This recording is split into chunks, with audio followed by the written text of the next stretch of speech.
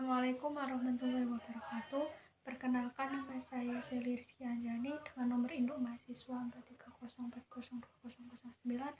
Pada kesempatan kali ini saya akan menjelaskan tentang klasifikasi tes psikologi untuk memenuhi tugas mata kuliah pengantar tes psikologi.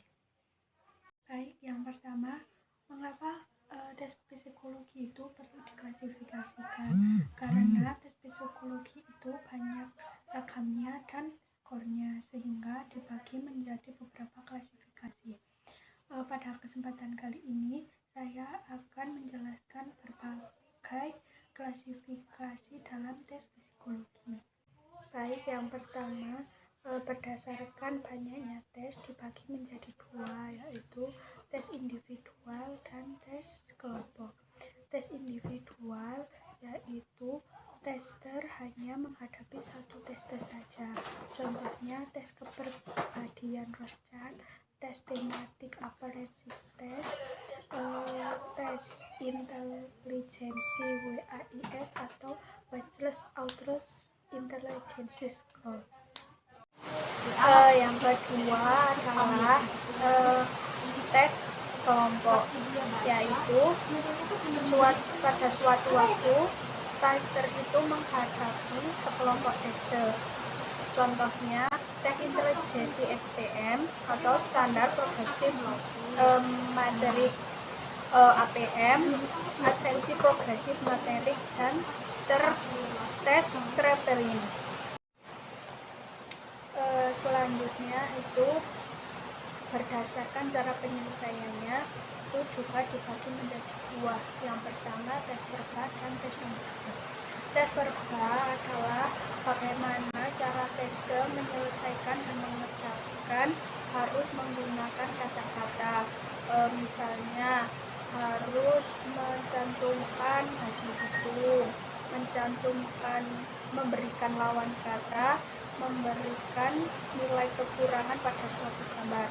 Contoh pada tes verba ini adalah subtes informasi pada tes WAIS. Yang kedua adalah tes non-verbal atau yang sering diartikan performa tes. Maksudnya pada tes ini si tester tidak diharuskan menjawab dengan kata-kata, melainkan dengan subtes menyusun balok, subtes menyusun gambar pada tes WAIS. Selanjutnya adalah berdasarkan caranya juga ada dua, yaitu tes alternatif dan tes gradual. Tes alternatif penilaiannya itu hanya berdasarkan benar dan salah. Yang kedua yaitu tes gradual. Tes gradual penilaiannya itu secara gradual, yaitu ada beberapa tingkatan penilaian. Misalnya diberi nilai dari 5, 4, 3, 2, 1. Yang selanjutnya adalah berdasarkan atas fungsi psikis yang dijadikan testing, itu ada 4. Yang pertama tes perhatian, yang kedua tes fantasi, yang ketiga tes ingatan, dan yang keempat adalah tes kemauan. Baik, yang selanjutnya adalah berdasarkan atas tipe tes yang berhubungan dengan isi tes dan waktu yang disediakan. Itu dibagi menjadi dua, yaitu speed test dan power test. Speed test maksudnya dalam mengerjakan isi tes itu diutamakan kecepatan, bukan ketetapan. Pada isi tes tersebut waktu untuk menyelesaikan dibatasi. Yang kedua adalah power test. Pada tes ini yang diutamakan adalah ketepatan, bukan kecepatan. Pada tes ini tidak diberikan waktu yang diberikan itu tidak terbatas. Selanjutnya itu berdasarkan atas materi tes yang berhubungan dengan teori, dengan latar belakang teori. Itu juga ada dua, yaitu yang pertama tes proyeksi dan tes non-proyeksi. Tes proyeksi yaitu disusun atas dasar mekanisme proyeksi. Sedangkan tes non-proyeksi itu, tes ini sama sekali tidak mempertimbangkan mekanisme proyeksi.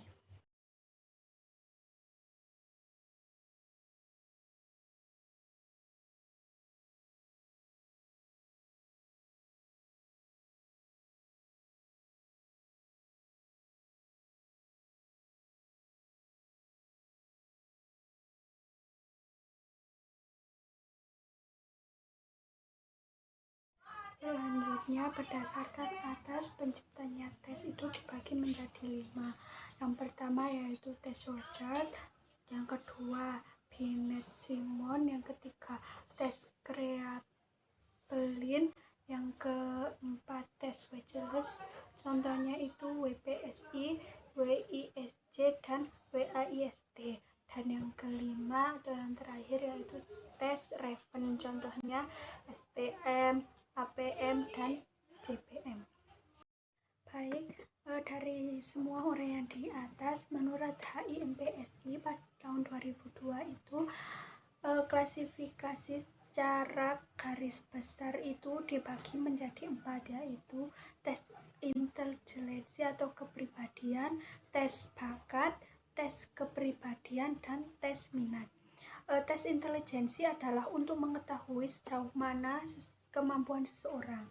Yang kedua yaitu tes bakat, untuk mengetahui kecenderungan kemampuan khusus pada bidang-bidang tertentu. Dan yang ketiga, tes kepribadian adalah untuk mengetahui berbagai kepribadian seseorang. Dan yang terakhir adalah tes minat, yaitu untuk mengetahui reaksi seseorang terhadap berbagai situasi.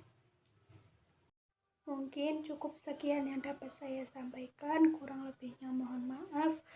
Wabillahi taufiq wal hidayah. Wassalamualaikum warahmatullahi wabarakatuh.